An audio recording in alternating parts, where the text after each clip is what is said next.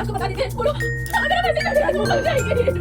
तुम जानती हो ना राजकुमार साथ की माँ है, हम इस मामले के बीच में नहीं आ सकते। जब गाड़ी में क्या कहीं पिछले साल बाबूजी भी ऐसे मारे करके जानते हो, वो मुझे सामने फंसा दिए। तो क्या हमें बाबूजी को उनके हाल पर छोड़ देना चाहिए? तुम कितने निर्दयी हो, अगर तुम सब दीदी के लिए कुछ नहीं करोगे और ऐसे ही बैठे रहोगे तो मैं कब बाहर के पास होगी? मुझे अकेले गिरा जाना पड़ेगा। रुक जाओ, तुम नहीं जाओगे। हाँ कुछ नहीं आता तो मम्मी कुछ नहीं आता तो मम्मी मम्मी इसे देखकर यकीनन वो बहुत खुश हुई। उसे देखने की बेचैनी बढ़ती जा रही है। उसने किसी को कितना करने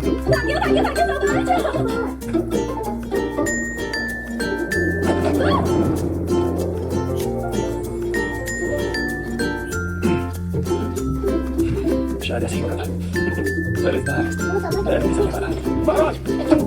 महाराज भारी मुझे आज सोया कारागार में और मेहनत यात्रा से वो बेहोश हो गए। क्या बात है सोया? क्या करना है? क्या बोल रहे हैं दीदी? राजकुमार सुन जाओ, इस बात को मौत की कगार पर है महाराज। ये तब हुआ जब राजकुमार ने बावर्ची यार्न के हाथ से बनी वो दिखाई तो रानी जी ने गुस्से में आकर उसके राज रसोइया को जेल में डालने और यातना देने का आदेश दे दिया।